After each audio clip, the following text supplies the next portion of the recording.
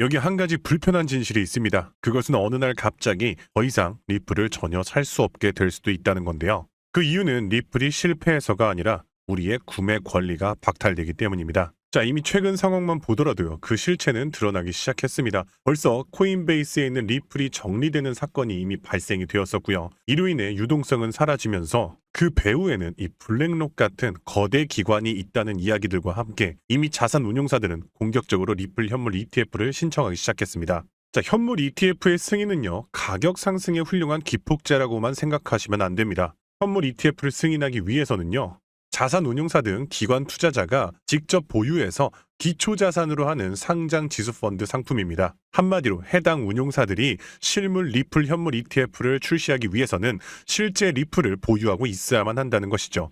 자신들이 직접 매수해야 한다는 것인데요. 그리고 지금 보시는 것처럼 ETF는요. 말 그대로 현물지수 상장 펀드입니다. 리플을 직접 보유하지 않고도 투자할 수 있는 상품이라는 것이죠. 그 말은요, 우리가 살 수 있는 리플은요, 기관에게 모두 뺏기기 시작했으며 우리 같은 일반 투자자가 리플을 소유할 수 있는 방법은 오로지 월가의 기관들이 만든 ETF 같은 상품을 통해서만 가능해졌다는 이야기입니다. 따라서 오늘 영상에서는 기관들이 실행하고 있는 진짜 계획을 폭로할 예정인데요. 이 영상을 다 보시고 난다면 우리가 리플을 살 수 있는 창구가 생각하는 것보다 훨씬 더 빠르게 닫히고 있다는 말을 이해하게 되실 겁니다. 자, 첫 번째로 암호화폐 거래소, 우리에겐 매우 친숙한데요.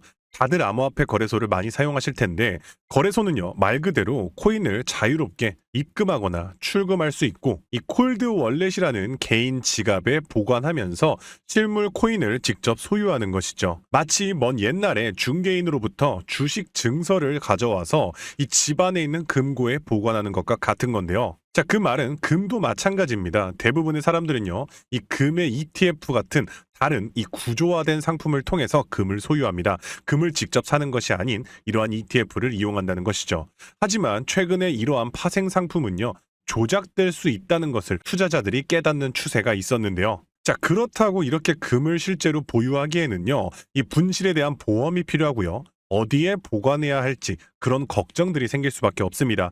이러한 이유들로 대부분의 사람들은 결국에는 기관이 만든 ETF 같은 구조화된 상품을 통해서 간접 소유를 선호하게 됩니다. 그리고 기관들은 이 점을 파고들고 있죠. 따라서 그들은 개인 투자자들이 리플을 직접 소유할 수 있는 인프라가 아닌 자신들의 결제 시스템을 통한 인프라를 구축하기 시작했습니다. 대표적인 예로 거래소 코인베이스를 예로 들어보겠습니다.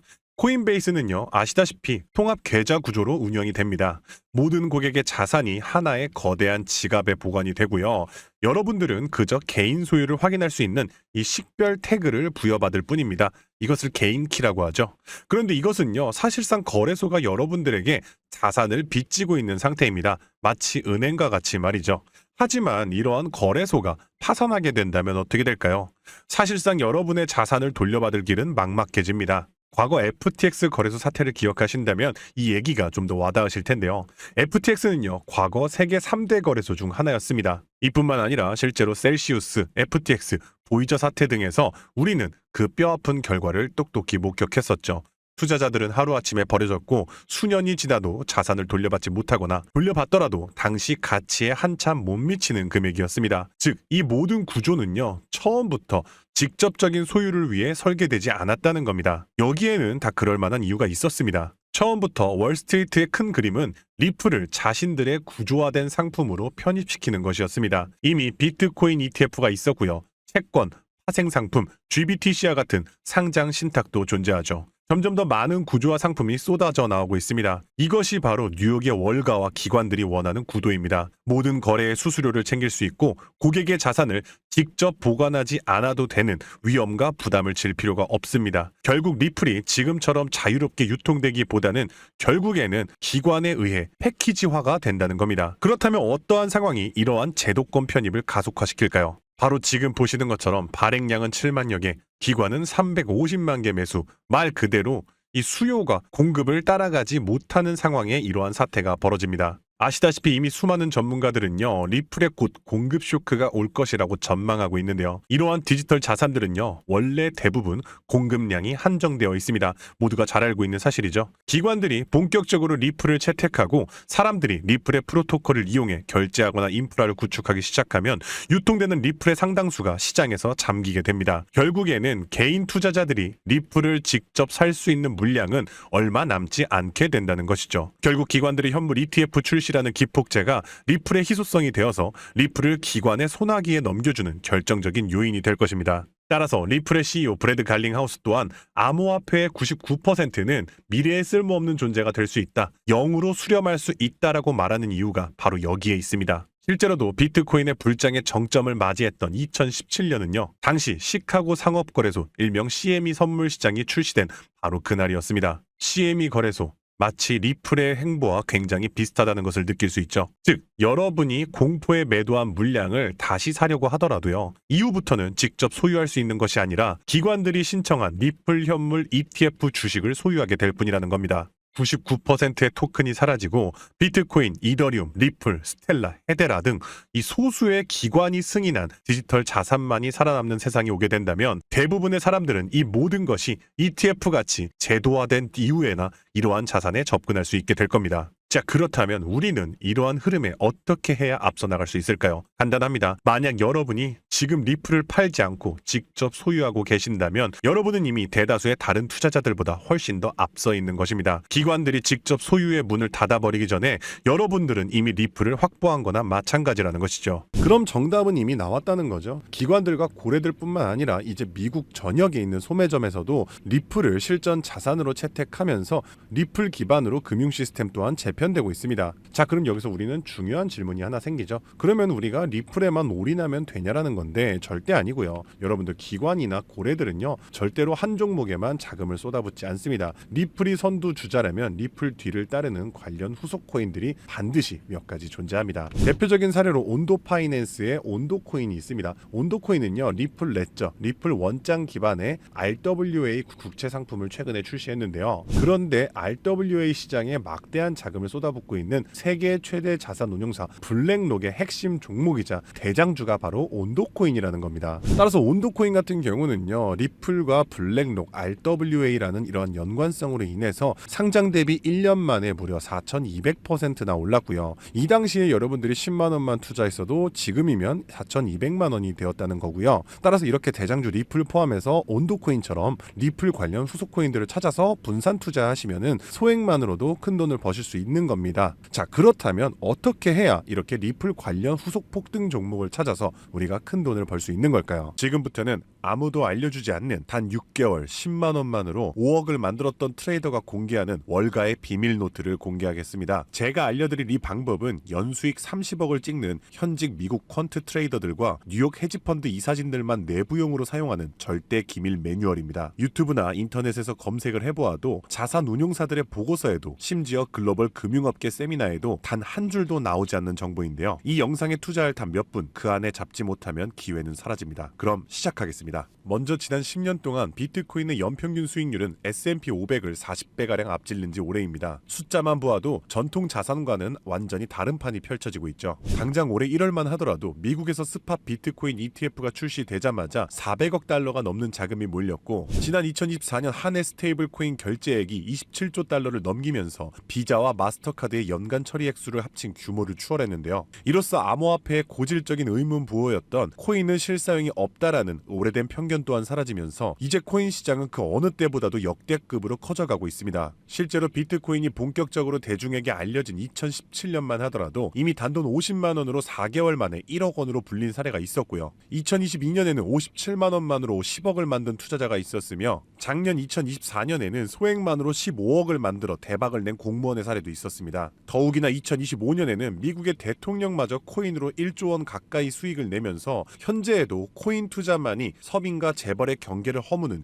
유일한 해답이 되었다는 건데요. 단돈 만원, 5만 원만 제대로 된 코인에 투자해도 하루 만에 단칸방에서 한강뷰 아파트로 이사갈 수 있다는 말이 이제는 농담이 아니라는 겁니다. 그럼에도 불구하고 우리 주변을 둘러보았을 때 코인 투자로 수억 대의 부자가 된 사람들을 찾아보기 어려운 어려운 이유는 도대체 무엇일까요? 그것은 아직도 비트코인, 이더리움, 리플 같은 이제는 몸집이 너무나도 커져버린 메이저 종목에만 몰리는 군중 심리 때문이라는 겁니다. 실제로 2021년 비트코인이 신고점을 갱신했을 때 국내 업비트 거래소 기준 그해 가장 높은 상승률을 기록했던 코인은 1위 디센트럴랜드가 4000% 상승을 했고요. 2위로는 보라코인이 2385% 상승, 3위의 칠리즈 코인이 2078% 상승을 기록하며 2021년 가장 높은 폭등을 보였던 종목으로 뽑혔습니다. 한마디로 상승장에서의 수익률은 비트코인, 이더리움, 리플이 아니라 바로 위에 세 가지 중소형 종목들이 더 높았다는 겁니다. 그럼 여기서 질문이 하나 생깁니다. 저런 아무도 모르는 폭등 종목은 도대체 어떻게 찾느냐란 말인데, 현재의 코인 투자는 3천만 개가 넘는 코인 종목 중 하나를 무작정 집어드는 게 아니라 오로지 기관 자금 전용 게이트를 통과한 코인만 담아둬야 한다는 겁니다. 즉 미국의 대형 기관들이 매집하는 주도 섹터와 그 테마를 따라가야 한다는 말인데요. 2021년까지의 암호화폐 시장은 개인 투자자들의 투기판이었다면 2025년의 시장은 기관 자금이 곧 가격인 구조로 전환이 되었습니다. 실제로 기관 참여가 본격화된 현물 비트코인 ETF는 출시 16개월 만에 400억 달러가 넘는 순유입을 기록했고요. 운용 자산만 1경 6천조를 굴리는 세계 최대의 자산 운용사 블랙록은 자사의 비트코인 ETF IBIT를 출시하기 위해 비트코인을 쓸어담기 시작했으며, 그들의 비트코인 보유량은 현재 기준 비트코인의 창시자 사토시 나카모토에 이어 2위를 기록했고 2026년에는 보유량 1위를 전망하고 있습니다. 한마디로 비트코인의 가격을 쥐고 흔드는 것은 더 이상 개인 투자자들의 작은 투자금이 아니라 이처럼 대형 기관 블랙록의 자금 운용 방향이 결정한다는 것입니다. 한마디로 블랙록의 결정 없이는 단 하루라도 가격이 오를 수 없다는 뜻이고요. 자, 그럼 이제 진짜 중요한 포인트가 남았죠. 이제 코인 시장 대형 기관이 주도한다는 건 알았는데 블랙록 같은 거대 기관이 투자하는 다른 코인과 다른 테마는 무엇이냐는 겁니다. 아시다시피 대형 기관들은 절대로 한 종목, 한 테마에만 자금을 투입하지 않습니다. 그래서 오늘 영상의 핵심 주제이자 2025년 올 한 해 기관들이 가장 치밀하고 거대하게 준비 중인 테마, 바로 실물 자산 토큰화, 토크니제이션, 다른 말로는 RWA가 되겠습니다. 여기서 말하는 실물 자산 토큰화에 대해 간단히 설명해 드리자면,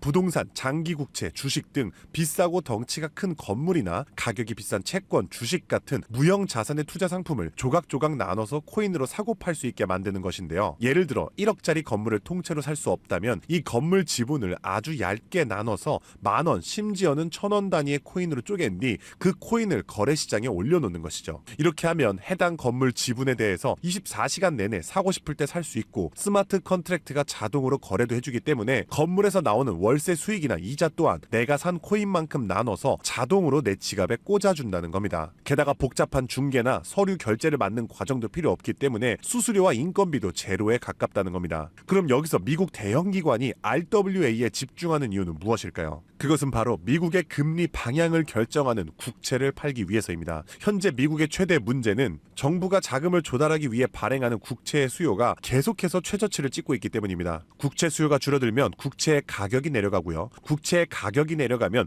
금리 상승으로 이어져서 경제 전반의 부담이 커지는 것이죠. 따라서 금리 인하를 바라는 트럼프 대통령 또한 국채의 판매 부진을 해결할 방법이 필요했기 때문에 SEC 또한 토크나 채권 주식 전면 지원 의사를 밝히면서 RWA 규제 장벽을 허물 것을 지시했다는 겁니다. 그리고 이러한 RWA에 막대한 자금을 퍼붓고 있는 곳이 바로 세계 최대 자산 운용사 블랙록입니다. 달러, 국채, 부동산 등을 코인으로 살 수 있는 비들 펀드를 출시하자마자 한 달 만에 자산 가치 2조를 달성하며 200% 상승을 기록했는데, 이 비들 펀드에 포함된 코인으로는 이더리움을 시작으로 무려 11억 이상 매수를 하였고요. 이 덕분에 이더리움의 가격도 수직 상승을 기록했었습니다. 뒤이어서 비들 펀드에 포함된 폴리곤이 한 달 만에 102% 급등, 아발란체가 한 달 만에 85% 급등하면서 사상 최고가를 달성했었고요. 앱토스는 무려 보름 만에 440%의 급등을 기록했었습니다. 심지어 가장 최근에 온도 코인 또한 블랙록의 비들 펀드에 추가되면서 엄청난 규모의 투자를 받자마자 1년 만에 초기 상장 대비 4200% 이상의 상승률을 기록했다는 겁니다. 정말 놀라운 사실은요, 블랙록이 리플 ETF를 출시하려고 한다는 뉴스가 나오는 이유 또한 블랙록의 비호를 받고 있는 온도 코인이 리플 레저 토크나 펀드에 투입되기 때문입니다. 즉 지금 화제가 되고 있는 리플 ETF도 결국 블랙록의 RWA 비들 펀드의 계획 속에 있다는 것이고요. 그럼 이제 정답이 보이시죠? 맞습니다. 이제부터는 현직 미국 퀀트 트레이더들과 뉴욕 헤지펀드 이사진들이 몰래 담고 있는 블랙록 비들 펀드에 추가될 코인 종목들을 미리 선점하셔야 합니다. 이 연관성만 잘 추적하면 앞으로 어떤 종목이 오르는지 찾는 것은 정말 어렵지 않습니다. 그래서 오늘 제가 알려드릴 이 종목은 6개월에 걸쳐 분석한 끝에 찾아낸 비밀스러운 종목인데요. 온도 코인과 리플보다도 더 큰 폭등을 기록할 것으로 전망되고 있는 블랙록의 토크나 프로젝트 비들펀드의 가장 큰 비중으로 편입될 코인이며, 이번에 트럼프 대통령의 장남인 도널드 트럼프 주니어가 온도 파이낸스가 주최한 RWA 행사에 참석하며 함께 개발에 투자를 시작한 코인이라는 점에서 더욱 주목할 만합니다. 게다가 블랙록의 RWA 펀드 기획 문서를 살펴보면 이 종목이 내부 문서에서조차 암호 이름 프로젝트 X로만 불리는 계획에 포함된 숨은 종목이라는 겁니다. 실물자산 토크나 RWA의 1순위라 봐도 과언이 아니고요. 현재까지도 이미 블랙록 포함해서 12개의 헤지펀드와 4개의 글로벌 은행이 콜드월릿 담보 계약을 맺어 대규모 기관 자금 또한 대기 중입니다. 현재 이 코인의 가격 0.22달러, 우리 돈 약 300원에 불과합니다. 뉴욕 분석가들이 최소 6개월 목표가 3만원, 초강세 단계에 돌입하면 무려 10만원까지 뛴다고 하는데 30만원 넣으면 6개월 뒤에 2억 4천만원, 상승장이 돌입하면 거의 10억원에 가까운 숫자가 찍히는 셈이죠. 제가 종목의 이름을 가려놓긴 했지만 이건 제가 일부러 정보를 감추는 게 아닙니다. 최근 제가 유튜브에서 공개한 정보를 몰래 유료로 판매하는 사람들이 있다는 제보를 받았기 때문에 부득이하게 영상 내에서는 제가 직접적인 종목 공개는 자제하고 있습니다. 그래서 이러한 유료 판매 업자들을 가려내기 위해서 오직 제 채널을 구독해주신 구독자분들께만 선정해서 정보를 드리고 있는데요. 참여 방법은 간단합니다. 화면에 보이는 조회수 옆에 작게 표시된 더보기를 클릭하시면 이렇게 파란색으로 100% 무료 정보 혜택 받기 링크가 보이실 텐데요. 해당 링크를 눌러주신 후 간단한 설문지에 응답해 주시고 아래 전송 버튼만 눌러주시면 됩니다. 남겨주신 연락처로 최대한 빠르게 정보를 공유해 드리는 중이고요. 혹시 컴퓨터로 시청 중이신 분들은 영상 아래쪽에도 파란색으로 100% 무료 정보 혜택 받기라는 링크가 보이실 거예요. 클릭하신 뒤 마찬가지로 응답란을 완성해 주시면 응답해 주신 구독자분들께만 적어주신 연락처로 빠르게 공유해 드리겠습니다. 늘 말씀드리지만 절대로 한 번에 큰 돈 투자하지 마시고요. 한 끼 식사, 커피 한 잔 정도의 금액 단돈 5,000원에서 만원 정도만 투자해 보시는 거 추천드리고요. 일단 블랙록의 프로젝트가 시작이 되면 사전 판매 물량이 300만 개 정도로 한정되기 때문에 지금이라도 빨리 담아두시길 권장드리고 있습니다. 참고로 절대 금전 요구 없이 무료로 정보를 공개해 드릴 예정이고요. 그저 채널을 키울 수 있도록 구독과 좋아요면 충분합니다. 혹시라도 저를 사칭해 돈을 요구하는 사람이 있다면 즉시 차단해 주시면 되겠습니다. 블랙록이 지휘봉을 들고 트럼프가 규제의 빗장을 풀고 미 정부가 실물 자산을 블록체인으로 옮기는 급류를 터뜨리는 지금, 이 세 가지 조건이 정확하게 겹치는 좌표는 바로 토크나 프로젝트 RWA 하나뿐입니다. 30만원으로 9억 원을 노릴 수 있는 마지막 기회, 그 문이 닫히기 전에 여러분들이 잡으시길 바라겠습니다. 오늘도 시청해 주셔서 감사드리고요. 저는 다음에도 오늘처럼 좋은 정보로 찾아뵙겠습니다. 감사합니다.